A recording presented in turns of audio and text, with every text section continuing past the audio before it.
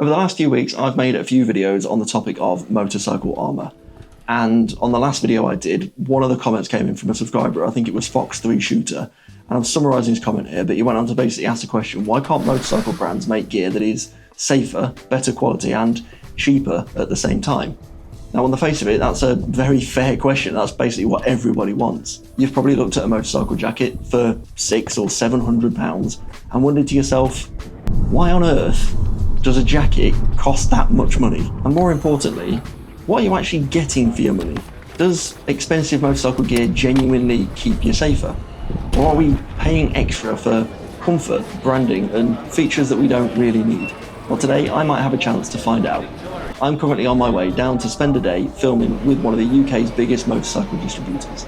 This is the people behind the brand, Spada. And while I'm here, I'm hoping to grab some time with the people behind the brand who actually design, develop, market and sell this gear for a living. Because I want to ask them a few questions. Questions like, does more money actually buy more safety? Why do some jackets cost £150 while others cost £600? And how much does CE certification cost on an item of clothing? And also, what are riders actually paying for when they buy premium motorcycle gear?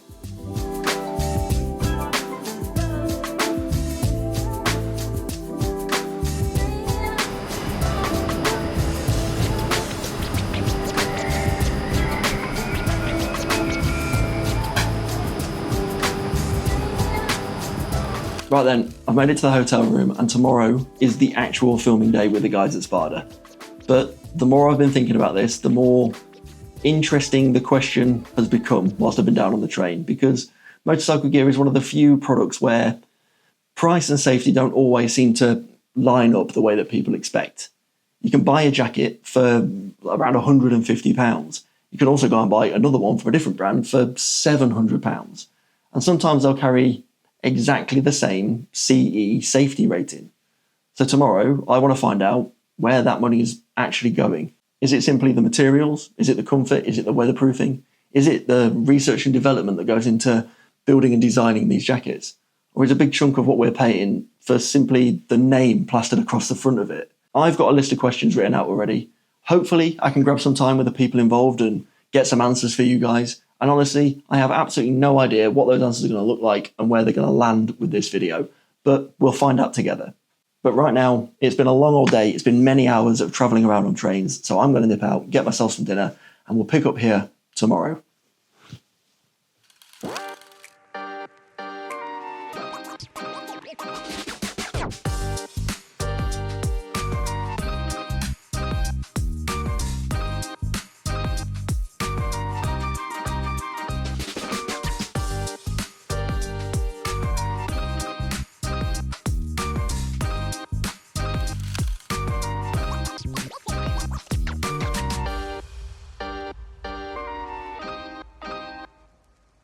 So I've only got a couple of minutes with you.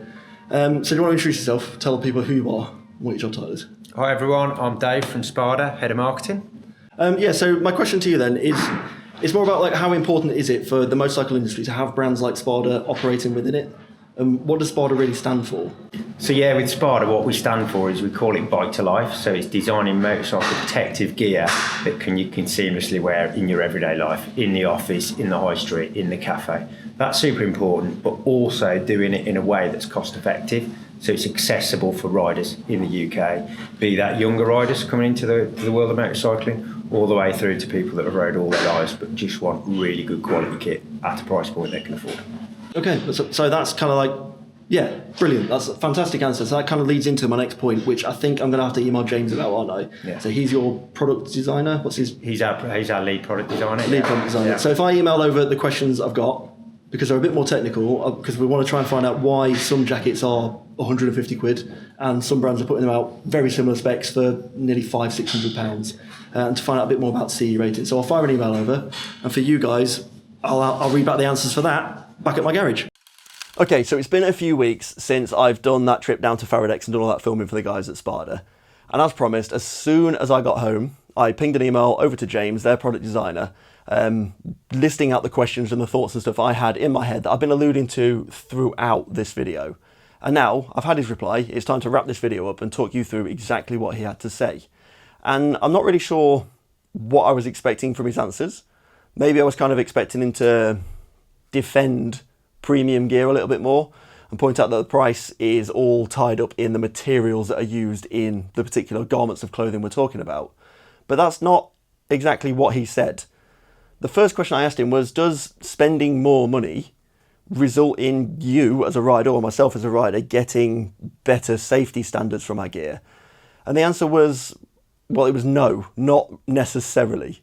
Because once you've ignored all the cheap gear that you find on places like Amazon and those dodgy Chinese reseller sites with questionable certification and really low price tags for premium gear, the price of the jacket has very little to do with the safety rating that's printed on the label. If two jackets both carry a legitimate AA safety rating, they've both passed the exact same European testing for abrasion resistance and test strengths of seam strengths. And this is a good example here. I've got two jackets that are both AA rating, both at slightly different price points using very different materials. So whether one jacket costs £150 or the other is 10 times as expensive, it doesn't really matter. And I think that's something that a lot of new riders may misunderstand when it comes to safety ratings of gear and when they're shopping for new gear. That doesn't mean that both AA jackets and all AA jackets are all identical, for example. It's far from it. James points out that one jacket might come fitted with something like level 2 armour and another might only come with level 1, and this is a prime example. The Spada leather jacket comes fitted with 5 pieces of level 2 CE rated armour, whereas the Alpine Stars only comes with 4 pieces of level 1 armour. One might also come fitted with a back protector, which is where the 5th piece of armour comes in the Spada one. This has got a built-in back protector, whereas the Alpine Stars has a pocket for you to put in your own back protector should you choose to buy one. And that matters really in a crash because, well, the padding in it, the protectors, those pieces of armour, aren't rated in the AA rating itself. That's something that comes after the fact. That's an additional piece of equipment that's fitted to the jackets. When we talk about AA rating, we're talking about the materials and their resistance to abrasion and splitting and ripping to keep your skin from touching the tarmac. So naturally with that, my next question was, if you offer the same protection rating across different jackets, well, where does the extra money go when you're looking between various different brands and their price points? And again, the answer wasn't simply, well, it's better protection, as I've already said. Instead, you're often paying for premium materials, more complicated construction, and extra features within the jacket itself. Think things like comfort and ventilation on hot days. So the Alpine Stars, for example, has various ventilation hoops and stuff put through it, so I can unzip certain pockets, let the air flow through it, whereas the Spada jacket doesn't have that.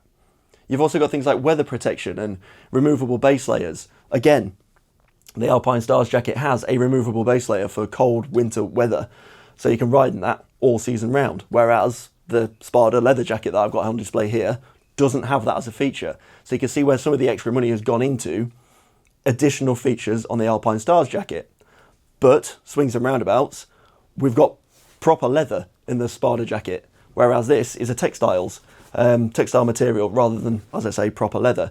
So both jackets are offering slightly different features and different quality in different areas. And there's also, well, sometimes a really simple answer, which is the cost of building a premium brand. It doesn't make expensive gear bad necessarily because they're charging more for less, but it doesn't also automatically make affordable gear better either. It just means that price, branding and protection aren't all the same thing. One of my other questions to James was, I asked him what riders misunderstood most about safety gear. And his response was, well, to stop buying logos and buy certification instead. Don't assume that a famous brand automatically means better protection. Look at the CE rating of the garment you're looking at. Look at the armour that's included within that jacket. Look at the specification and the features that that jacket is offering you. Take, for example, the two jackets I've got here. One of them, as I've already mentioned, the Alpine Stars one, came fitted with CE level 1 armour, and it's just in the arms and the shoulders, which is the legal minimum requirement we need to sell here in Europe. You can upgrade it, as I've already said, and you can also then go out and buy yourself a back protector to insert in that jacket to make it a little bit safer whilst out riding. Whereas this one, as I've already said, from Spada, is the same CE rating. It is a CE AA rated jacket, but it comes fitted with the level 2 armour that I've already talked about, which comes in the shoulders, the arms, and has a back protector built in. But with all that said, whilst that might sound like the better option, what it doesn't have is a removable weather layer, as I've already talked about, or any ventilation. So in our summer's hot day, this jacket is very, very warm, whereas this one will allow me to be cooled down. And I can ride in this jacket during all seasons, all weather. This isn't waterproof, so if it's raining, I might be cooler, but I'm gonna get wet. So what I'm trying to say is pick what's important to you. You decide what features and spec you need from your jacket, and think to yourself whether paying for those additional features is worthwhile. But ultimately, if you're choosing between two AA rated jackets, then the safety standard is pretty much identical. I think that's probably the biggest thing that I take away from this whole video and this whole trip down to Spada and working with the guys at Feridax. I started with a simple question of why does one motorcycle jacket or garment of clothing cost 3 times more than an equivalent from another brand? And what I found is that the answer isn't because it's 3 times safer. It's because motorcycle gear is a balance, should we say, between protection and comfort, different materials, weatherproofing, various different features and spec, and so on and so forth. And it's up to you and myself as riders to decide whether, on the scale of equipment and safety, where our money is best being spent. For me, the biggest lesson is that you don't buy the cheapest jacket, but you also don't assume that the most expensive one is automatically going to be the safest one either. Buy the one that gives you the level of protection and the features that you need for your particular kind of riding. Now, if you've enjoyed this video, thank you very much for watching. Smash that like button. Click up here for another video from last week. Click down here if you've not done so already. You can subscribe by clicking my face in the circle that I've put on the screen just down the bottom here. And as always, ride safe. Thank you very much for watching, and hopefully I'll see you next week in the next video.